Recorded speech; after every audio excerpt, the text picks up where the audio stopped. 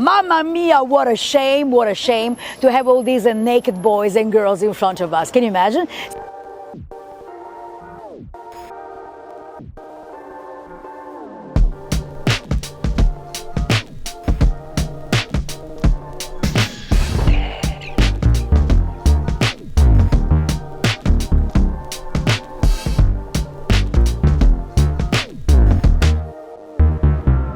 This is a really incredible square.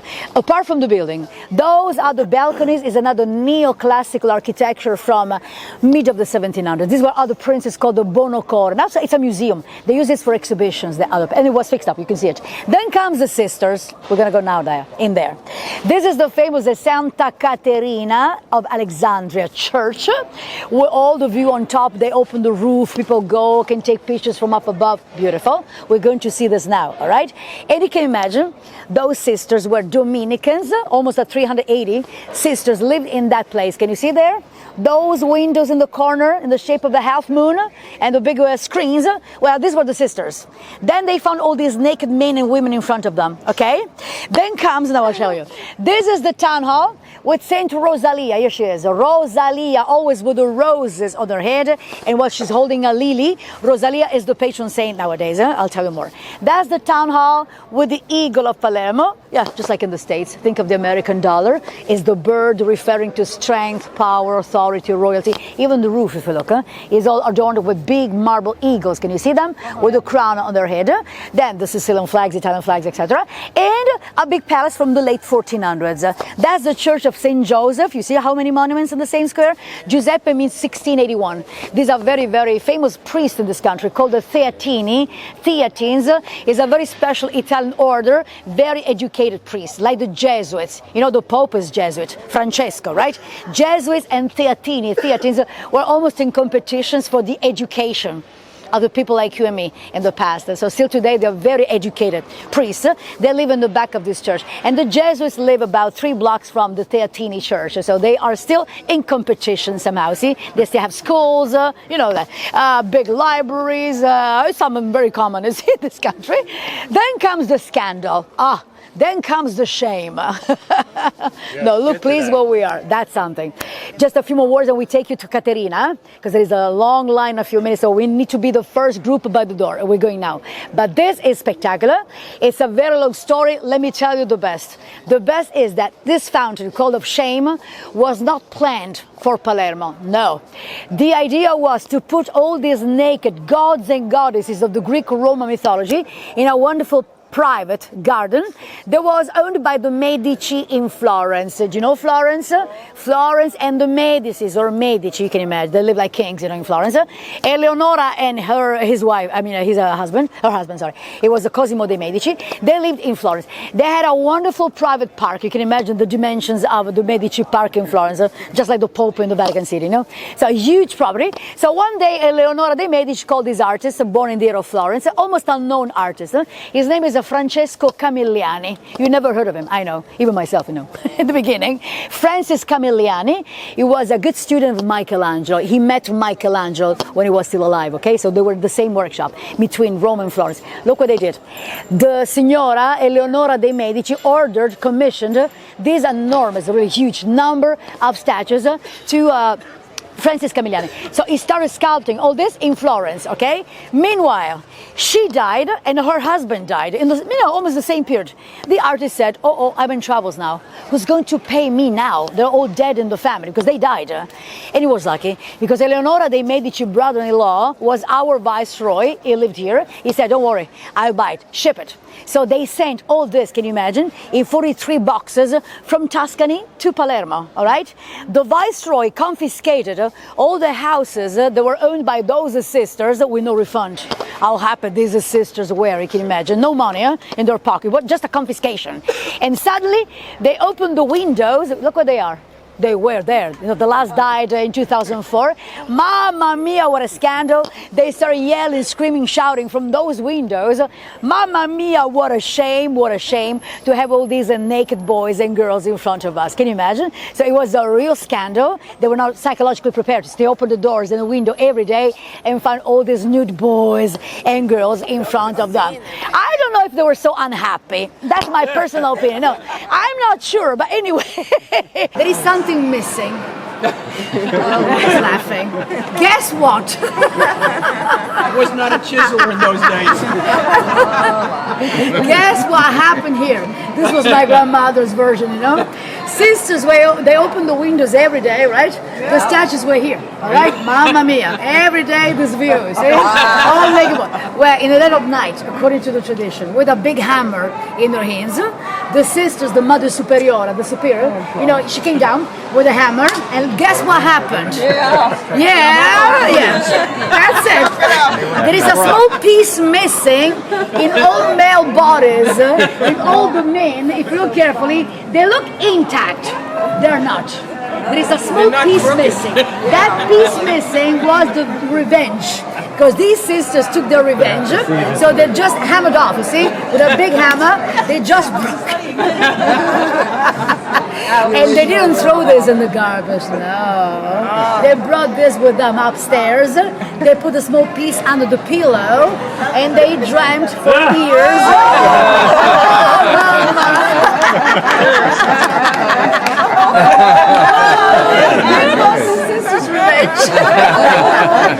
It's true there is something wrong with the bodies, with the boys. Not with the women's okay, but the bodies of the men, there is something wrong, okay? So this is one of those traditions. Nobody knows exactly. What we know is also the noses. If you look carefully, some noses were broken. I don't know if you noticed that. Maybe not here, but the other side, there are several small noses where it's just like a crack. You see, like something was broken. But so nobody knows what happened with the noses, with that thing. I mean, it was maybe one of these sisters of the Mother Superior. Loss of sense of smell. Exactly. Anyway, it's always been called the Fountain of Shame. This is it. That's the nickname.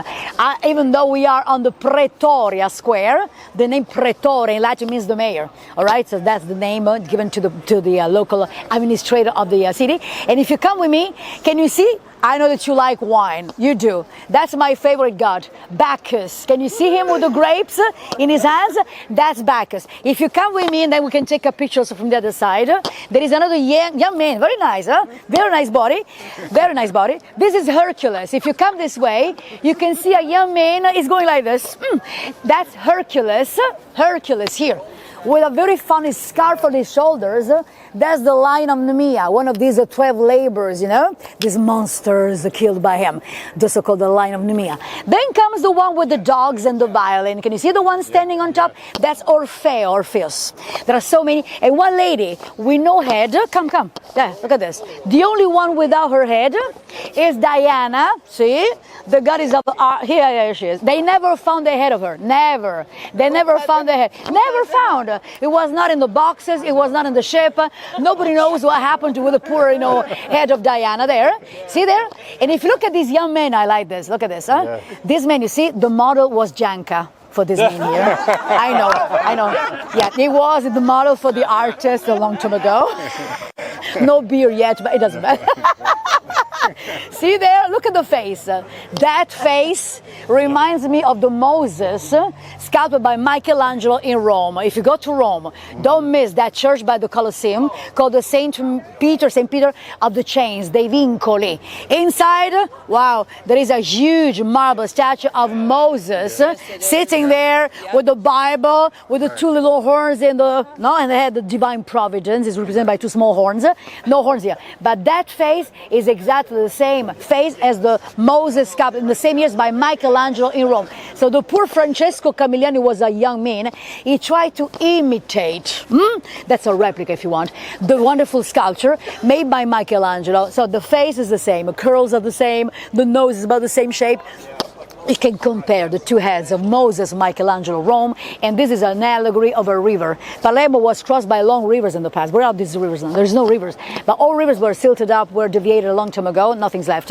This was the river called the Gabriele. There are several, Gabriele, Mare Dolce, Chemonia, Papireto. These are all names of the ancient rivers that used to cross all the plain of Palermo down to the sea. So I love this. It's all Carrara marble, by the way. You can imagine how precious. It's impossible to estimate, you see, this kind of fountain. But it's all Carrara, except the steps that were built and added in Palermo. Can you see the stairs there? That's grayish marble, like those columns in the four corners. That's the local Sicilian marble. And the fence, you see, this is nice, huh? It's all from the 1959, and then we go. This, they put the name of the artist Basile, but these are all symbols of Sicily and Palermo. This is the famous three legs. Can you see what they are? This is the Trinacria. Remember your gift yesterday? The three legs with the Medusa? Look where she is. That's the Medusa. Three legs. 1, 2, 3. That's right. And that's the Medusa in the middle with two small snakes. You see around her head. That's the famous three-cornered land. Remember, this was the name given by the Greeks. And all other symbols. Demeter or Ceres, the goddess of wheat or corn. The eagle of Palermo. That's Saturn. It's another mythological character that makes part of the ancient legends of Palermo. And plenty of animals' heads, and it's time to turn and go. Look at me. There, this the other side. Come. There are all heads, all animals' heads. Imaginary animals, real animals. Look at this. When they opened this, because they do open this, now they're cleaned up. It was so dirty. There were graffitis, all these silly people with graffitis. It's so bad. So they decided to protect the fountain in 1959 by putting all this fence around it. But if you come, see, that's the name of the foundry. Fonderia means foundry. Basile, this is 1959. Very nice wrought iron. But if you come this way, yeah, they allow, people are allowed to walk when it's open. Not today. They stop the water. There is no water today. Usually water comes. Look, water comes out from those animals' heads. Can you see the animals' heads and those small pipes in front of you? It's all water. It's so beautiful. Like 3 or 4 orders of basins. Till the last one on top is holding the horn of plenty. That's the cornucopia. That means abundance, fertility, prosperity. That's Palermo. That's the symbolical way of representing Palermo up on top of the. This was added here. We know the artist from Palermo decided to put the other statue on top. Isn't it beautiful? It's huge. It's really huge. One of the most famous and beautiful and biggest fountain. That's the main door into the town hall. While Rosalia protects us from the top. That's Rosalia. She's blessing you and me from that niche, right? And you see the beauty of that dome? Mamma mia, that's spectacular. It's one of the most beautiful domes in Palermo. Yellow, green, you can see blue. It's all very Moorish, by the way. The zigzag is very Moorish. And it's all on a drum. That's a spectacular dome from 1625 that was also affected by the bombings. They needed to rebuild some of these parts of the dome, some tiles. The church was hit by a bomb, so it was damaged by the bombings. Anyway, they rebuilt some other parts inside, but it's still beautiful, beautiful church. Giusi, say something about the tunnel. Oh yeah, they also found a tunnel underground, no wonder why. Sisters lived behind me, men priests lived in front of us. So you can imagine, they found here in all other convents, Italy is very common, tunnels all through, see here, from the sisters, the crypt, where the men lived. So guess what kind of meetings, all that. That's why so many orphans were abandoned on that wheel, It was rather common to have babies, of course it was not allowed, but this was the hard life of sisters, especially those ladies that lived in the convents. They found the same thing in so many other convents. In Spain I've seen several times. Men one side, women the other side with big tunnels. They also made this tunnel larger because in World War II with the bombings, that big artificial cave was used by us during the bombings as a shelter. It's a war shelter nowadays, underground. So it's been reopened to visitors just a few months ago. It's really amazing to see this dark, small tunnel in between, dug in between the sisters and the main priests. It's one of the biggest fountains in Europe. Not only you would expect to find this in Rome, like think of Piazza Navona or the Fountain of Trevi. Palermo is a sequence of monumental squares, but beautiful squares, one after the other. The only ugly facade is this. In Italian we say brutto. Brutto means ugly, brutto. That's brutto. Because Palermo was bombed.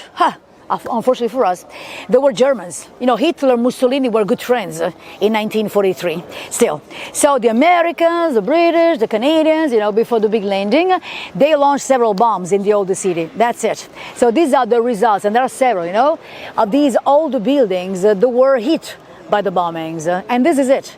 The family that owned this palazzo, they were princes called the Bordonaro. They have 2 other villas out of Palermo, you know, spectacular homes, but they decided to abandon this palace after the bombings. There is nobody inside. The roof collapsed. Most of the marble slabs in the balcony collapsed. So this was the Princes of Bordonaro, 1600s. They lived here. After the bombings, they decided to leave it because there was no money. This is the only reason why. There was not enough money in Palermo to fix all these buildings up. It was impossible. They did for so many others. They decided at the end of the 50s, to consider this a memorial. They call this a memorial. You know, they did the same thing in Berlin, in Germany, even in Naples. If you go and see the old town, they have ruins still standing, you know, by the modern buildings. They call them memorials. So this is one of these buildings. There was a cult in the 50s or 60s, a memorial, should remind us, and especially the new generations, they don't learn much in school, you see, regarding World War II, not much. This is exactly kind of one of these memorials that should remind us and the new young Sicilians, oh, what happened in May. This was between the 5th and the 9th of May. 1943. I wasn't born yet. My mama, she was here, my uncle, you know, my grandfather. So we know it was very bad. Palermo was very, very much, you know, damaged by the bombings in 1943. Then I remind you that 2 months later, July 10th, 2 months after this, July 10th, big landing, all right? The big landing took place in the area of Gela, Licata, southeast of Sicily. If you look at the map, there are 2 towns called Gela, Gela, and Licata. That's what the big landing, Patton and Montgomery, landed on July 10th, 1943, from Africa. It was all organized from Africa, Eisenhower, you know. Sicily was the first liberation of Europe. All the liberation starts from Sicily. And the unification of Italy, guess, same thing. Garibaldi landed here. So also the unification of this country, you know, due to Giuseppe Garibaldi. Can you see his name up there? Joseph Garibaldi, look at those words. 27 Maggio, May 1860, Giuseppe Garibaldi was here. This is the national hero, you'll know him. It was the man that started dreaming of making of Italy a united kingdom under Victor Emmanuel II of Savoy. That's the name of the street, by the way. So these are all, see, very interesting, you know, that even the liberation of unification of Italy started with Garibaldi from where we are. This is a really incredible.